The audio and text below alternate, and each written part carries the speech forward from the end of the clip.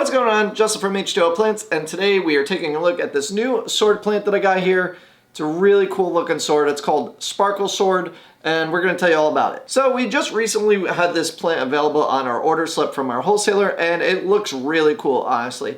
It is green leaves there, and it has white specks on them. I don't know if you guys, let's try and get that to focus. There we go. So it has some white specks on there, but it actually has red leaves that are coming up out of it. Now, I can't tell you long term with this plant because we only have had it for, I think, 2 weeks now. But I will say, from what it looks like, it is going to be a bigger type of sword. The red leaves, it's hard to tell on camera. I don't think you're actually going to be able to see it, but it does still maintain that sparkle throughout. And the real question is what is going to happen to these red leaves? Because some swords, they'll have like a reddish or a pink leaf in the early stages, and then it'll eventually turn green. Now that is a complete possibility with the sword. Like I said, I haven't had it long enough to really know for sure what it's going to wind up. But I think it's a really cool sword, so I want to do a video on it and show you guys, because I don't know when we're going to get these things again.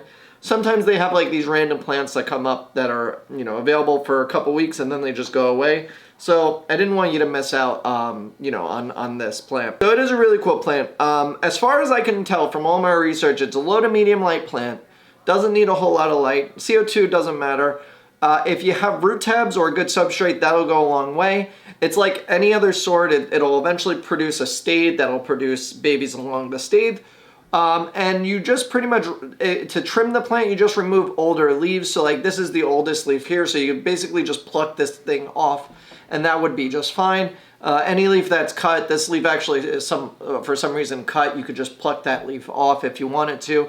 But other than that, I mean, it's a super simple plant to grow, much like other sword plants. It's got a good root system. As you can see, it's already coming out of the pot. We've only had this thing, I think, a week or two now, and they're looking great. So we did, though, hold them off until now to really put them on the website because I wanted to make sure that they are like good quality before we just started selling them, because sometimes we'll get plants in and they'll just die back. But so far, this guy has been, these are brand new leaves, and like I said, we've only had it a week or two, so we got a new leaf pretty much every week, and it's really starting to establish, so they're great plants. But that's really about it. We also have a couple new plants on the website. Go check them out. Bulbitis, there's a couple new tissue cultures you could take a look at. Really good plants. I'll probably do some videos on the Bulbitis next week, but this one for now. And if you enjoyed the video or learned anything new, hit that like button. If you have this plant already or seen it in the past or want to comment on it, leave a comment down below. Let us know what you think.